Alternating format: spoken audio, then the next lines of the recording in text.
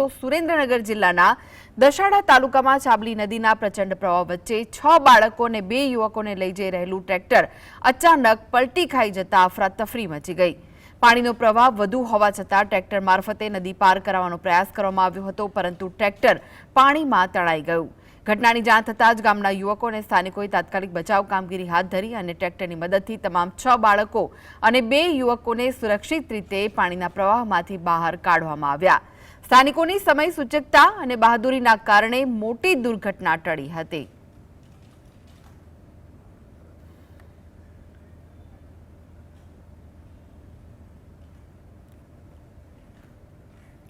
તો મોરબી જિલ્લાના માળિયા તાલુકાના જૂના ઘાટીલા ગામે ભાજપના આગેવાનોને ગ્રામજનોના ભારે વિરોધનો સામનો કરવો પડ્યો। ગામમાં ફસાઈ ગયેલી એસટી બસને ક્રેનની મદદથી બહાર કાઢવાની કામગીરી પૂર્ણ થયા બાદ તાલુકા ભાજપ પ્રમુખ રાજેશ હુંબલ અને જિલ્લા પંચાયતના સભ્ય સંદીપ કુંવરિયા સ્થળ પર પહોંચ્યા। આ દરમિયાન ગ્રામજનોએ તેમને ખરી ખોટી સંભળાવી આક્રોશ વ્યક્ત કર્યો। સ્થાનિકોનો આક્ષેપ છે કે મુશ્કેલીના સમયે ગામના સરપંચે સતત મહેનત કરી હતી, જ્યારે કામગીરી પૂર્ણ થયા બાદ માત્ર જશ ખાટવા આગેવાનો પહોંચ્યા।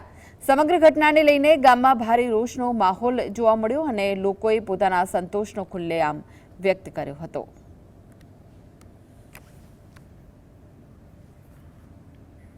નવસારી જિલ્લાના વાસંદા તાલુકામાં કાવેરી નદીમાં યુવક ડૂબી જવાની ઘટનાના પગલે એનડીઆરએફની ટીમ દ્વારા શોધખોળ અભિયાન શરૂ કરવામાં આવ્યું છે। ભારે વરસાદ બાદ હવે વરસાદે વિરામ લેતા બચાવ કામગીરીને વધુ વેગ આપવામાં આવ્યો છે।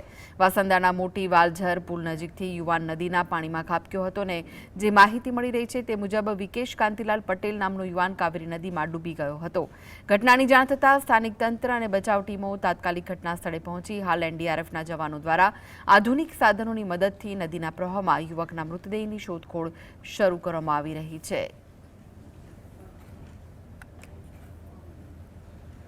તો અરવલ્લી જિલ્લાના ભિલોડા તાલુકામાં રાત્રિ દરમિયાન ધોધમાર વરસાદ વરસતા જનજીવન પર અસર જોવા મળી।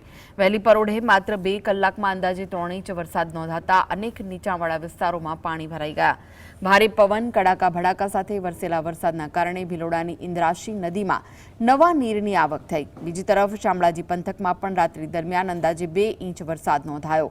જિલ્લામાં અન્ય તાલુકાઓમાં પણ સરેરાશ 1 ઇંચ જેટલો વરસાદ વરસ્યો હોવાનું જાણવા મળ્યું છે। સતત વરસાદના કારણે ખેડૂતોમાં ખુશીનો માહોલ છે, જ્યારે તંત્ર દ્વારા નીચાણવાળા વિસ્તારો પર નજર રાખવામાં આવી રહી છે। તો અમદાવાદમાં વરસાદ બંધ થયાના 72 કલાક વીતી ગયા હોવા છતાં અનેક સોસાયટીઓમાં હજુ પણ પાણી ભરાયેલા રહેતા સ્થાનિકો ભારે મુશ્કેલીનો સામનો કરી રહ્યા છે। વેજલપુરના સનાતન અપાર્ટમેન્ટના બેઝમેન્ટમાં ડ્રેનેજના પાણી બેક મારવાના કારણે હજુ પણ 5 ફૂટ જેટલા પાણી ભરાયેલા છે અને 2 કાર ફસાયેલી હાલતમાં છે।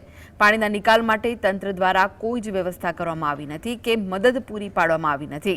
3 દિવસથી ગંભીર સ્થિતિ હોવા છતાં સ્થાનિક કોર્પોરેટર કે ધારાસભ્ય પણ પરિસ્થિતિની સમીક્ષા કરવા આવ્યા નથી। સ્થાનિક રહીશોએ માંગ કરી છે કે તંત્ર આગામી વર્ષે આવી પરિસ્થિતિનું પુનરાવર્તન ન થાય તે માટે કાયમી વ્યવસ્થા અને નક્કર આયોજન કરે છે। દિયોદર પંથકમાં છેલ્લા 2 દિવસથી વરસી રહેલા ભારે વરસાદના કારણે દિયોદર જીઆઈડીસીના મુખ્ય રસ્તાઓ અને નીચાણવાળા વિસ્તારોમાં વરસાદી પાણી ભરાયા છે। જીઆઈડીસી વિસ્તારમાં 120 જેટલા ઉદ્યોગો કાર્યરત છે, જ્યાં પાણી ભરાવાના કારણે રોજિંદા કામકાજ પર માઠી અસર પડતા ઉદ્યોગકારોમાં ભારે ચિંતા જોવા મળી રહી છે। દર ચોમાસે સતત વરસાદ આવતા જ સમગ્ર જીઆઈડીસી વિસ્તાર જળમગ્ન થઈ જવાની સમસ્યા સામે આવે છે। આ વિકટ પરિસ્થિતિના પગલે કામકાજ ઠપ થતા વેપારીઓ અને ઉદ્યોગકારો ભારે આર્થિક નુકસાન ભોગવવા મજબૂર બન્યા છે। સ્થાનિક ઉદ્યોગકારો અને જીઆઈડીસી એસોસિએશન દ્વારા દર વર્ષની સમસ્યાનું કાયમી નિવારણ લાવવામાં આવે તેવી ઉગ્ર માંગ કરવામાં આવી રહી છે। દિયોદર જીઆઈડીસીની અંદર વર્ષોથી પાણીનો પ્રશ્ન છે। જ્યારે જ્યારે ચોમાસું આવે છે ત્યારે વરસાદના કારણે આ જીઆઈડીસી પાણીમાં ગરકાવ થઈ જાય। કેટલા બધા ઉદ્યોગકારોની મકાનોની દિવાલો પડી જાય અને ઘણું નુકસાન વેઠવા દળો આવે છે અને આના માટે સરકારમાં વારંવાર રજૂઆત કરી છે। ચાલુ સાલે સરકારે 1 કરોડ 60 લાખ રૂપિયા આના માટે મંજૂર કર્યા છે, પણ એનું હજી સુધી સોલ્યુશન આવ્યું નથી। સરકારની માગણી કરી છે તાત્કાલિક એનો ઉપયોગ કરી અને આ દિયોદરનો જે પ્રશ્ન છે સોલ્વ કરે। વડોદરા શહેરના મકરપુરા ડેપો પાછળ આવેલા ઝવેરનગર વિસ્તારમાં અચાનક મોટો ભૂવો પડતા સ્થાનિકોમાં ભયનો માહોલ જોવા મળ્યો. રહેણાંક વિસ્તારમાં વચ્ચે પડેલા ભૂવાના કારણે કોઈપણ સમયે ગંભીર અકસ્માત સર્જાઈ શકે તેવી આશંકા વ્યક્ત કરાઈ. સ્થાનિકોના જણાવ્યા મુજબ કોર્પોરેશન તેમજ ભાજપ અને કોંગ્રેસના જનપ્રતિનિધિઓ સમક્ષ અનેક વખત રજૂઆત કરવા છતાં આજ દિન સુધી કોઈ અસરકારક કાર્યવાહી કરવામાં આવી નથી. તંત્રની બેદરકારીને લઈને રહેવાસીઓમાં ભારે રોષ જોવા મળ્યો. સ્થાનિકોએ તાત્કાલિક ભૂવો પૂરવાની, સમગ્ર વિસ્તારનું તકેદારીપૂર્વક નિરીક્ષણ કરવાની અને કાયમી સમારકામ હાથ ધરવાની માંગ ઉઠાવી છે.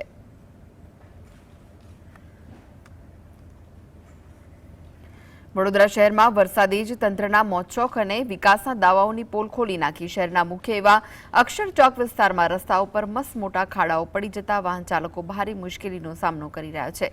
વરસાદી પાણી ભરાવાના કારણે ખાડાઓ ન દેખાતા વાહન ચાલકોને અચાનક બ્રેક મારવા મજબૂર બને છે, જેનાથી ગંભીર અકસ્માત સર્જાવાની ભીતિ સેવાઈ રહી છે. દર વર્ષે કરોડો રૂપિયાના ખર્ચે બનતા રસ્તાઓ પ્રથમ વરસાદમાં ધોવાઈ જતા સ્થાનિકો કામની ગુણવત્તા સામે ગંભીર સવાલો ઉઠાવી રહ્યા છે. લોકોએ માંગ કરી છે કે અકસ્માત થાય તેની રાહ જોયા વગર તંત્ર તાત્કાલિક તમામ જોખમી માર્ગોનું સર્વેક્ષણ કરી સમારકામ હાથ ધરે છે.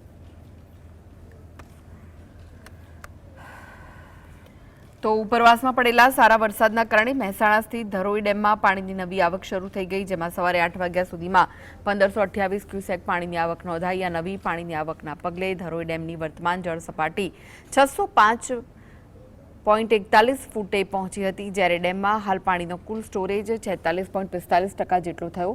વર્તમાન પરિસ્થિતિ મુજબ ડેમમાંથી કોઈપણ કેનાલ કે આઉટલેટ દ્વારા પાણી છોડવામાં આવ્યું નથી અને આઉટફ્લો 0 ક્યુસેક છે. છેલ્લા કેટલાક સમયથી ડેમ વિસ્તારમાં વરસાદ બંધ રહ્યો, પરંતુ આ મોસમનો કુલ વરસાદ 150 મિલીમીટર નોંધાઈ ચૂક્યો છે. ડેમમાં પાણીની સતત આવક થતાં આસપાસના વિસ્તારો માટે પાણીની સ્થિતિમાં મોટો સુધારો જોવા મળી રહ્યો છે. તો પૂરના પાણી ઓસરતા જ નવસારીના 20થી વધુ અસરગ્રસ્ત વિસ્તારોમાં ગંદકી અને કાદવનું સામ્રાજ્ય છવાઈ ગયું. શહેરમાં રોગચાળો ફેલાતો અટકાવવા માટે પાલિકા દ્વારા વ્યાપક સ્વચ્છતા અભિયાન હાથ ધરવામાં આવ્યું. પરિસ્થિતિને ઝડપથી કાબૂમાં લેવા માટે સુરતથી વિશાળ માનવબળ અને આધુનિક ટેકનોલોજી ધરાવતા સાધનો સાથેની ખાસ ટીમો બોલાવાઈ છે. આ ટીમો યુદ્ધના ધોરણે સફાઈ કામગીરી હાથ ધરીને શહેરને રોગચાળાના ભયથી મુક્ત કરવા અને પૂર્વવત કરવા માટે કાર્યરત થઈ ગઈ છે.